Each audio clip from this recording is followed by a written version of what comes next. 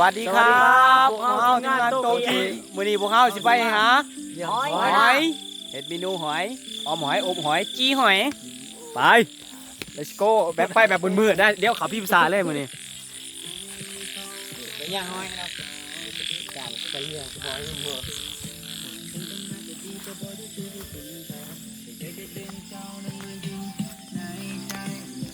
หอยกับพ่อแม่พี่น้องนี่คือหอยนี่คือการจับหอยเนาะพี่จูเนียร์มาแจ็คตัวเลยสองกี่ตัว3 ตัวอันนี้4 ตัวห้อนตรงนี้ครับตำพวกมันมีเป็นโคแดนติ้วได้หอยใช่ป่ะหอยก็เนาะตอนนี้ผมไม่เนาะ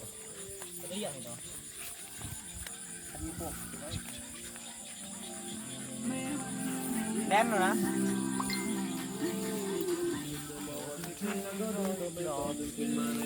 ไม่มีเธอเหมือนบางก่อนคิดว่าเธอไปไม่นานแต่สุดท้ายไปตลอดตั้งแต่ฉันไม่มีเธอแต่มันเหงาในทุกตอนตอนนี้เธอเป็นยังไงยังคิดถึงกันหรือเปล่าไม่ก็ผ่านมาทั้งวันยังไม่ลืมเรื่องบางก่อนตอนนี้เธอจะนั่งมาอยู่เดียว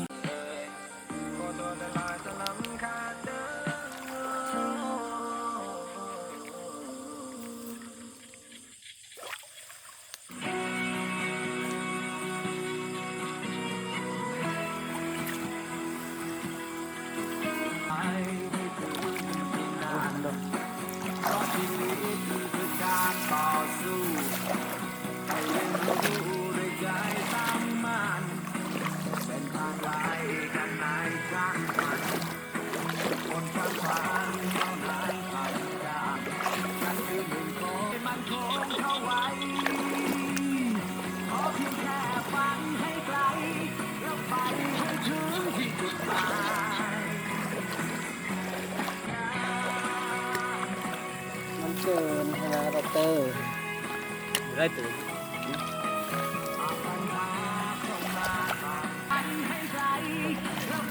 กันมาผู้บอลนะไปเลย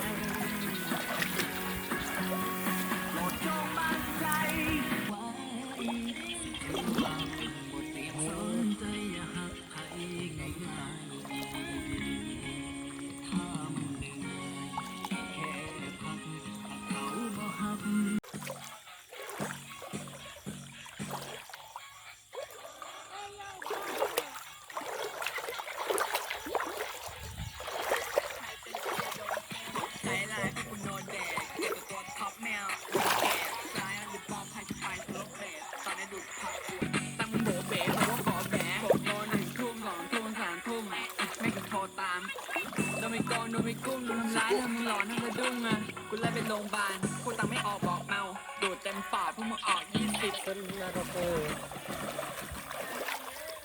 จูเนีย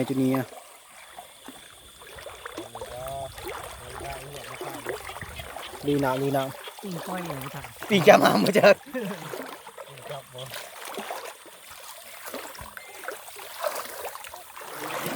ปีจะทำ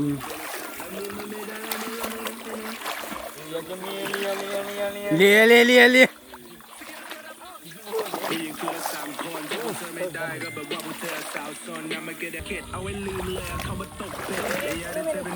ียังอู้เบิ้งครับเบิ้งนี่มาแล้ว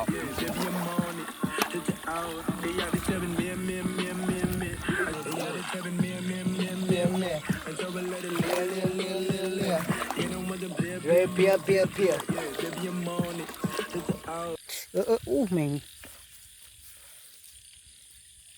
ว้ายหอย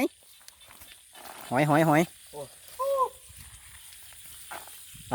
ไปไม่ได้ติดยากับเพื่อนวัวมีใบมอเตอร์ไซค์ก็บิดมาตอนคือไม่นอนพวกกูนั่งได้ปวดร้าวตอนในโต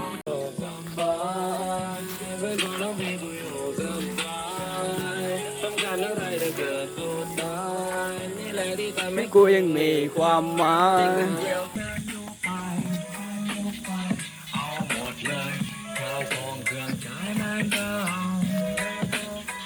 ไม่สันดานจึงเดินวนและวนเวียนจะสับสนไม่รู้ สวัสดีครับยังไงนะนี่ปุ้งปุ้งปุ้งปุ้งปุ้งเดี๋ยวมากันนี่ขอบคุณมาก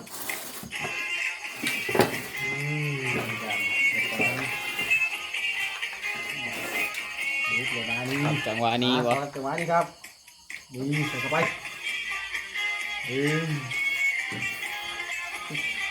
ให้มันเป็นแกงนะเมื่อหนังเลือกชีนแล้วมั้งมาปุ้งนี่แหละรสเดสเมนูเดสเมนูยังเมนูเดสเมนูมัวชัวเมนูจีหอยครับ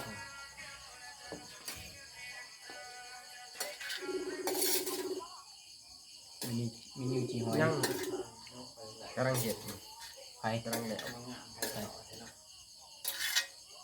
กำลังจีกินดีกำลังเป็ดเป็นนิบลางมาบางตัวนี้ไม่ใช่นี่ไปดูนี่ดีครับพอแล้วไปอัดคลิปมือกล่องยืดตัวหน่อยนะมือกล่องกับมือกล่องโอเคมันมือเนาะ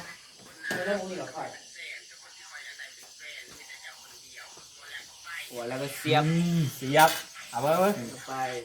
จะเบิ้งนี่โอ้ยแบบนี้แล้วมันจะอย่าเลยเนาะอย่าต้องขึ้นน้ำลายเอาหันแล้วเนี่ยนั่นเอาเลยแอปปี้มาเด้อจะได้อย่าเลยซีบเลยนี่เปิดเขาคนใจเนาะโอ้จังสอง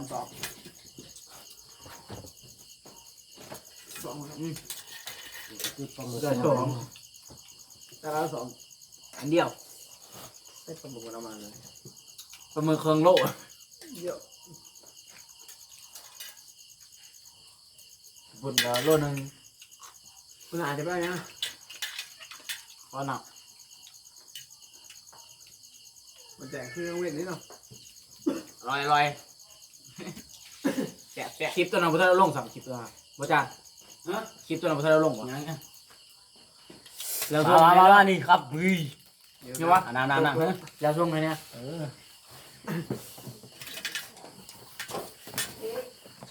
แกมห้อย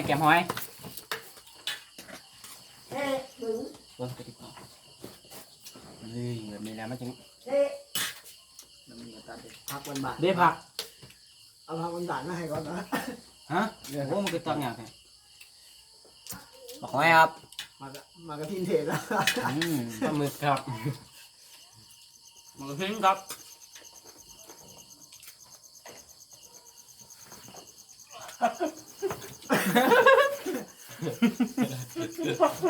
มากระทินครับเดี๋ยวครับอยู่อ่ะครับอยู่อ่ะบัวอะไรยัดจะว่าร้ายบ่แจงอะไรเนาะต้องมันมือยัดพี่จูเนียร์ปั๊บเอาอะไรพี่แม่งพี่จูเนียร์สมัครเขาเจอกับยังบ่ซื้อยังเก่าซาโกนี่เลยซาโกกับยังซาโกกับโตกิบ่ตัวดังโตกูโอ้นะพี่เลยแต่มันคือสาถึงมันอะไรมาเจอเลยมึงนี่กระปุ่นมันตัดมันเส้นใหญ่ก็เส้นยาวมันยังไม่นานเนาะ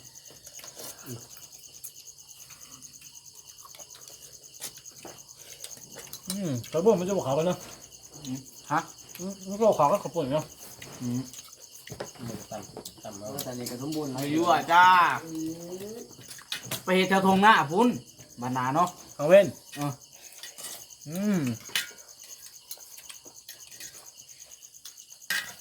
อ้หมักกระเทียมสมครับอยู่แล้ว แกเลย ยั่วๆเด้อ FC ทั้งซ้าเลยอย่าง ลอง เนาะ ไปล้างลองไปล้างยั่วๆนี่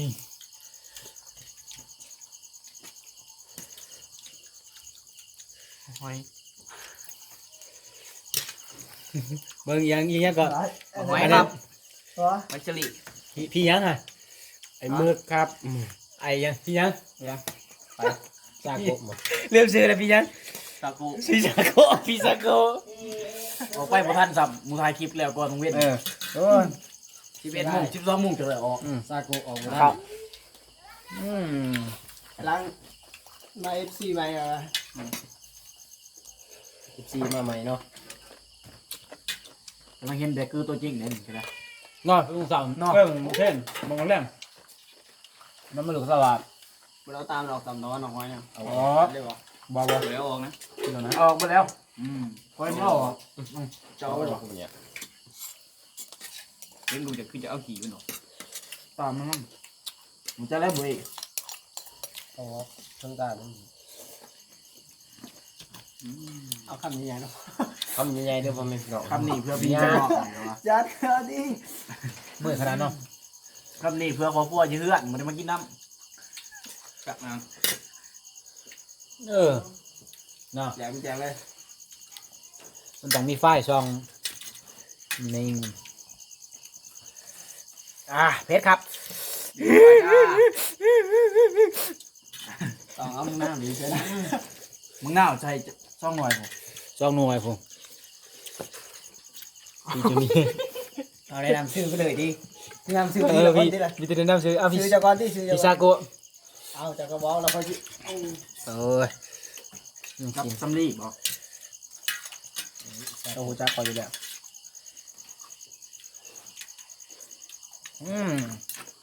มากับไอ้คนยองมาแม่ไหน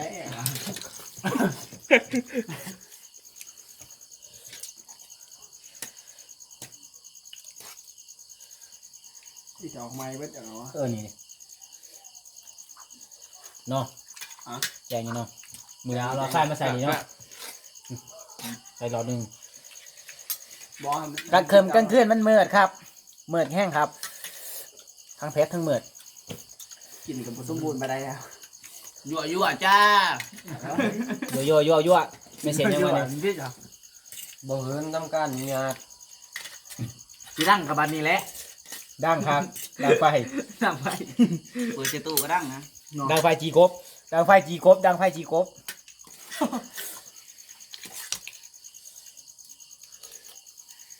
พักเกษตรยังเกษตร ขอบคุณ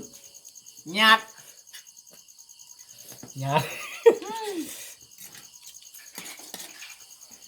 มวยว่าโมเพชรมัวเวยว่า หอยครับหอย นี่บ่โมเพชรได้เพชรอยู่นี่เอาไฟใส่ก็ดีได้ของหมดด่าง ก็มึงจะได้เจอ เครื่องลูก30โล160ไปรอตลาดจนคำถามว่าไอ้เพื่อสิแป้งรถไหเรียงเอาอย่างเขานี่มั้งน่ะกี่แป้งกับบุแป้ง น้องแป้งวะ ลีลาขนาดมาสิโดนที่มันเหนียวจับขาแล้วก็เสียบดาคนเล่นอยู่ ไปไปรถแหละเพื่อเพิ่นเช่นนี้ว่ามันทั้งอุปกรณ์บ่มีเนาะเนี่ยแป้งยังไปซื้อ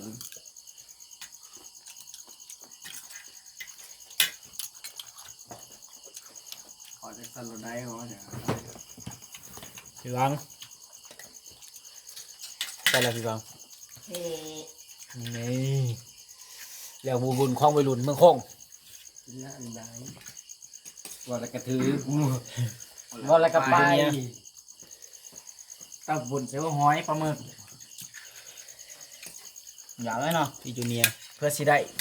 เอาสู้สาวคนเดียวที่คนอย่างเลยเนี่ยไอ้น้ำซื้อกันนะ เพื่อแม่ยืเฮือน พี่จูเนียนั่นนี่พี่ชาโกะพี่ชาโกะ เอานี่พี่ยังเลย พี่ซัมดี้อันนี้พี่ซัมดี้ไรมันจะข้ามน่าคบไหมน่าคบดิ้ววะแล่มาชนหน่อยค้ากล่องเกือบมาก ทำไมต้องกุ๊บจิ้ววะกู เมียได้อะไรก็แล่เด้อเหมือนว่า พุกกูทิมน้องพุกกูทิม แลนเลยเหรอคือไปตะกบแลนหายไปเลยพวกมันจะมีหวายบู ไม่ เขา ผ่านกูมันดิก็เอานะไปอันนั้นตั้มอะไรอีกไม่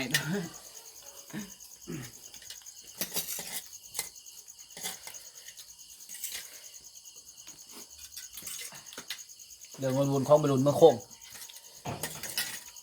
จะมือไปลินนะไปบ่ อะไรนี่น้ำปะ ขึ้นผู้นะอยู่เมื่อโค้งผู้เมื่อโค้งฮะ อ๋อมาแต่ที่คืนจะได้โมเมนต์ เฮ้ไปถ่ายขี่บนน้ำอยู่อันนั้นใด ผู้ใดนะโป่ง เออ ไปจะได้มันบ่ได้มีมันถ้าได้ทรงผ่า มันเกี่ยวยังทรงผาเขาจะมันจะเกี่ยวยังกับทรงผาเอาขึ้นไปอันนั้นถือไปดินเนาะ ถ่ายหูวะ ไปเอาไปขูดขี้นี่นะ ถ่ายหูเลยแต่จะไม่วัดหูแดงก็ตายน้ำ ไม่ว่าก็ตายแล้วบ่ เสื้อเนื้อสาว ดีกันอาจารย์เพื่อพาไปลงเหล็กเนาะอาจารย์พาไปลงเหล็กอาจารย์ลงเหล็กเลย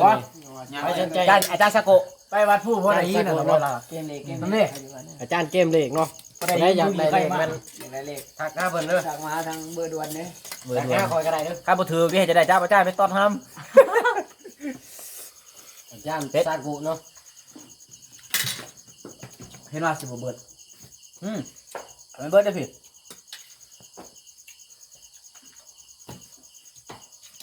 เพชรจุลินหอยเพชรจุลินหอย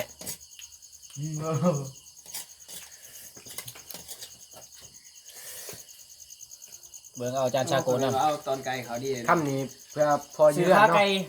มาก จะได้ ตีนไก่ฮะมือนาเต้บ่ เพราะตอนไก่มันดูเย็น บานานี่มันสิสุกพอ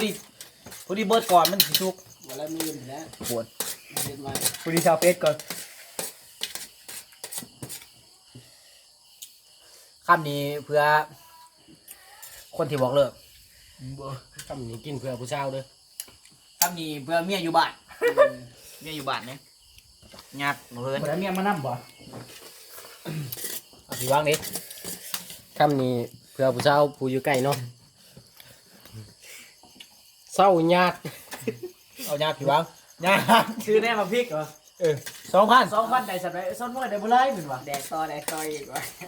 5,000ชื่อเพียง5,000ปลาหมึก30น้ำปุ่นชิมเนาะเจ็ดฮะมันเหผู้ชายนี่วะฮัลโหลครับ เป็นมวยเหรอ ทิ้งไว้หมด คือมาพริก คุ มา ณไหน 5,000 คุณไหนวันนี้บายครับ บายได้ยังบ่อิ่มดิแต่เขาบ่ปีนหานก่อน น่ะ จนค่ำเลยไปเลือดแต่ลูกเราอยู่มีแต่ลูกวะลูกเขาจนโทรท่านไหมวะนั่น100แรกกันเลย41นะ47เนาะทำนี่คือปิดเงิน200พี่วาง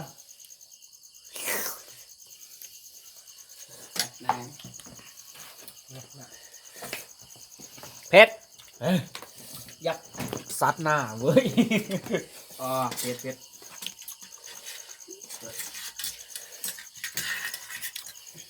สะโกเนาะเมียอยู่บ้านเด้อครับ เมียพิซซ่าโก้บ่ใช่แล้วพิซซ่าโก้คือบ่บอกเนี่ย ยังไม่มียัง บอกน้องจุ้มเลยดิเผื่อน้องจุ้มมา ใช้น้องจุ้มนี่ได้ ว่าเลยสิล่ะ ว่าลังไปเสมอครับ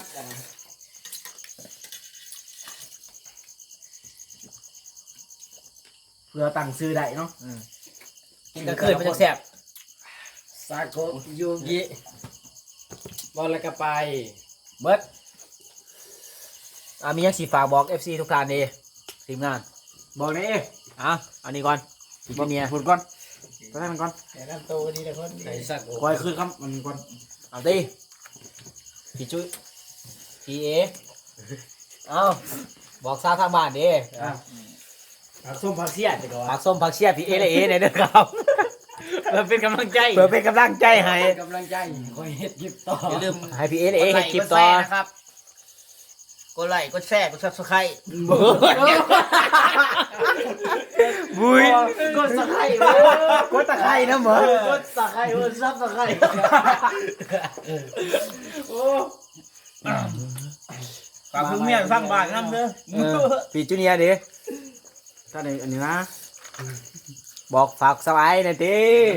บุ้ยเป็นกำลังใจให้พี่จูเนียร์เนี่ยเพื่อเฮ็ดคลิปต่อไปบุ้ย ไอรู้ว่าผมปิดมาไม่เด้ โอเคครับสำหรับคลิปนี้ก็คลิปหน้าพอกันไหมจบไปเพียงเท่านี้นะครับคลิปหน้าพอกันไหมครับถ้าชอบก็อย่าลืมกดไลค์กดติดตามแล้วก็กดแชร์ให้พวกเราด้วยนะครับเพื่อเป็นกำลังใจให้